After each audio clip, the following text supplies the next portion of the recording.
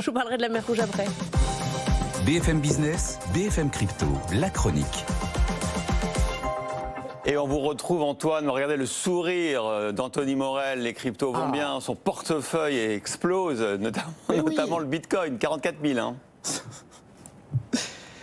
44 000, et c'est une zone technique importante. On est à nouveau sur les plus hauts annuels. C'est la porte ouverte vers les 46 000, les 54 000, les deux dernières pointes. Donc une vraie charnière de tendance. Belle avancée de l'Ether aussi au-dessus des 2200 $. Puis l'XRP quasiment à 62 cents. On progresse lentement mais sûrement. Et puis une crypto pour les fans de rugby, évidemment, elle doit s'appeler Oval ou quelque chose comme ça. OVL, non ?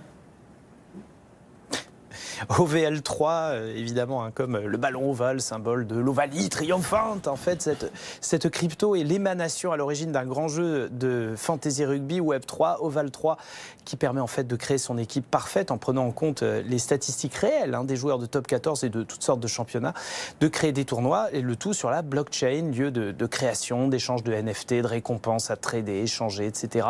Et tout se fait via cette OVL3, décidément de plus en plus liquide, tant et si bien que les créateurs du jeu ont décidé de faire coter cette crypto hors du jeu, sur les plateformes de transactions crypto. Première d'entre elles, c'est Bitget, et puis il y aura Uniswap un peu plus tard. Et les cours bougent bien. Alors évidemment, c'est une toute petite capitalisation, c'est 66 millions de $, et un cours qui varie beaucoup entre 4 et 7 cents. Mais ça bouge bien, il y a de la trade, de la liquidité, et ce sera sans doute la petite vedette parmi les cryptos thématiques en cette fin d'année.